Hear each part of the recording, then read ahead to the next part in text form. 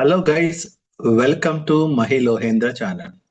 ఈరోజు ఈ వీడియోలో బిగ్ బ్యాష్ లీగ్లో 38th మ్యాచ్ అయిన Brisbane Heat versus Melbourne Renegades match announce production చూద్దాం.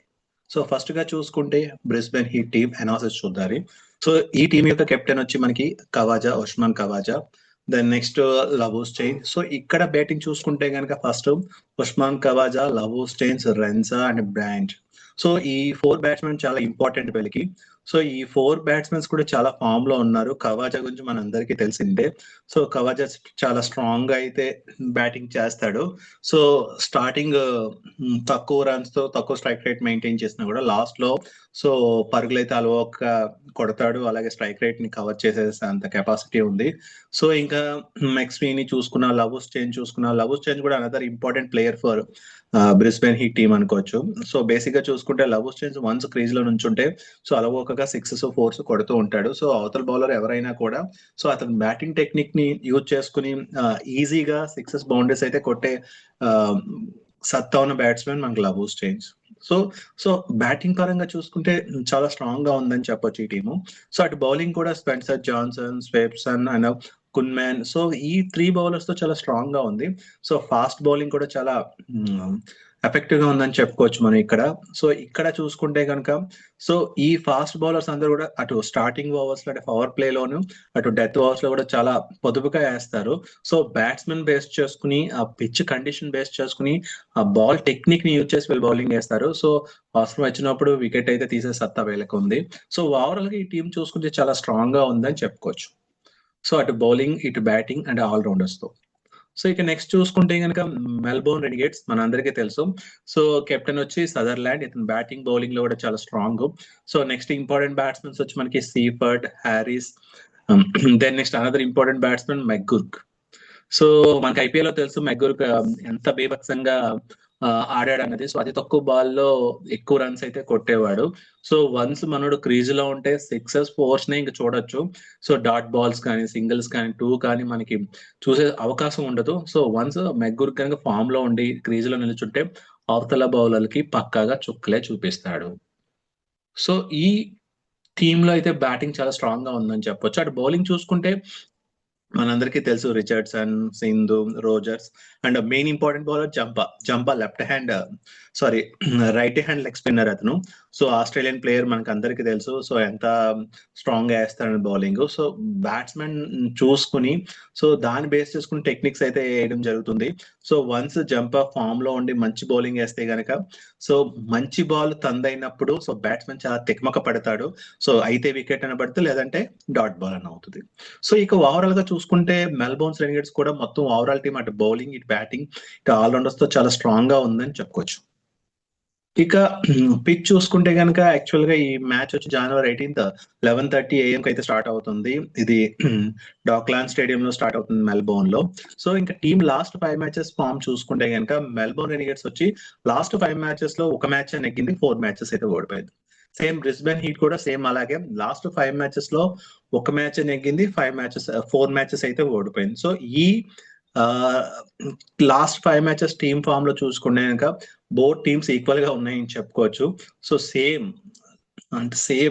5 మ్యాచెస్ లో ఒక మ్యాచ్ నెగ్గింది, ఈ టీం కూడా 5 మ్యాచెస్ ఒక టీం నెగ్గింది. ఇక నెక్స్ట్ హెడ్ టు హెడ్ చూసుకుంటే సో ఇది కూడా ఈక్వల్ గా ఉంది.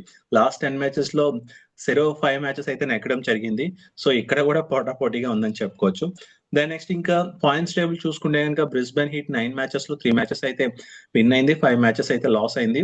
సో ఒకటి నో రిజల్ట్ కాబట్టి 7 పాయింట్స్ తో ఉంది. అలాగే మెల్బోర్న్ రెనిగేట్స్ వచ్చి 9 మ్యాచెస్ లో 3 మ్యాచెస్ అయితే విన్ అయింది, 6 మ్యాచెస్ అయితే ఓడిపోయింది. 6 పాయింట్స్ తోటి పాయింట్స్ టేబుల్ లో ఉంది. సో ఒక పాయింట్ ఎక్స్ట్రాగా బ్రిస్బెన్ హీట్ అయితే ఉంది. సో అదన్నా కూడా నో రిజల్ట్ వల్ల. సో ఇది ఓవరాల్ గా చూసుకుంటే points table. Next team comparison last 10 matches లో చూసుకుంటే ఇక్కడ మనకి గమనించాల్సింది ఏంటంటే మెల్బోర్న్ రెనిగేట్స్ 10 మ్యాచెస్ లో 30% విన్ అయిందంటే 3 మ్యాచెస్ నెగ్గింది. 138 average score, 169 highest score, 78 lowest score. ఇక బ్రిస్బెన్ హీట్ చూసుకుంటే లాస్ట్ 10 మ్యాచెస్ లో 50% నెగ్గిందంటే 5 మ్యాచెస్ నెగ్గింది, 170 average score, highest score 214, lowest score 132. So ఇక్కడ చూసుకుంటే కనుక బ్రిస్బెన్ హీట్ కొంచెం ఆధిపత్యంలో ఉందని చెప్పుకోవచ్చు. But highest score, average score చూసుకుంటే సో బ్రిస్బెన్ హీట్ ఆధిపత్యంలో ఉందని చెప్పొచ్చు. దాని నెక్స్ట్ వెదర్ రిపోర్ట్ చూసుకుంటే గనుక ఇది డక్లాన్ స్టేడియం మెల్బోర్న్ లో. సో రెయిన్ ఛాన్సెస్ అయితే తక్కువ ఉన్నాయి, 17% ఛాన్స్ ఉంది. బట్ 77% హ్యూమిడిటీ ఉంది. హ్యూమిడిటీ ఎంత ఉన్నా పర్వాలేదు, మనకు ప్రాబ్లం లేదు. బట్ రెయిన్ ఛాన్సెస్ తక్కువ ఉండడం మనకి ఇంపార్టెంట్, ఎందుకంటే మ్యాచ్ జరగాలి కాబట్టి. సో నెక్స్ట్ ఇంక చూసుకుంటే కనుక వెన్యూ స్టాట్స్ చూసుకుంటే టోటల్ 69 మ్యాచెస్ అయితే ఈ పిచ్ లో ఆడారు. సో అందులో ఫస్ట్ బ్యాటింగ్ చేసిన టీం 48%, సెకండ్ బ్యాటింగ్ చేసిన టీం 52% అయితే నెగ్గాయి. ఇక్కడ మనం గమనించాల్సింది ఏంటంటే టాస్ అన్నది పెద్ద కీలకం కాకపోవచ్చు, ఎందుకంటే ఈ పర్సంటేజ్ ని బట్టి సో అటు బ్యాటింగ్ అయినా తీసుకోవచ్చు, ఇటు బౌలింగ్ అయినా తీసుకోవచ్చు. సో ఫస్ట్ బ్యాటింగ్ టీం 48% నెగ్గింది, సెకండ్ బ్యాటింగ్ టీం 52%, అంటే ఈక్వల్ గానే ఉన్నారు మాక్సిమం చూసుకుంటే. కాబట్టి టాస్ పెద్ద కీలకం అవ్వకపోవచ్చు. Then next average first innings score వచ్చి 159, యావరేజ్ సెకండ్ ఇన్నింగ్స్ స్కోర్ వచ్చి 144. దెన్ హైయెస్ట్ టోటల్ వచ్చి 223 for 8 wickets and lowest total వచ్చి 57 ఫర్ 10 వికెట్స్. హైయెస్ట్ చేజ్ వచ్చి 223 for 8 wickets and lowest defend వచ్చి 132 ఫర్ 10 వికెట్స్. నెక్స్ట్ ఇంక చూసుకుంటే ఫేస్ వర్సెస్ స్పిన్ చూసుకుంటే ఈ పిచ్ లో సో ఫేస్ బౌలర్స్ కి ఎక్కువ అనుకూలించిందని చెప్పొచ్చు. టోటల్ 67%, అంటే 74 వికెట్స్ తీశారు లాస్ట్ 10 మ్యాచెస్ లో. స్పిన్ బౌలర్స్ 33% వికెట్స్ తీశారు, అంటే 37 వికెట్స్ తీశారు. సో ఓవరాల్ గా చూసుకుంటే ఫేస్ బౌలర్స్ కొంచెం ఆధిపత్యం ఉందని చెప్పొచ్చు ఈ పిచ్ లో. సో మాక్సిమం వాళ్ళకి అనుకూలిస్తుందని చెప్పొచ్చు.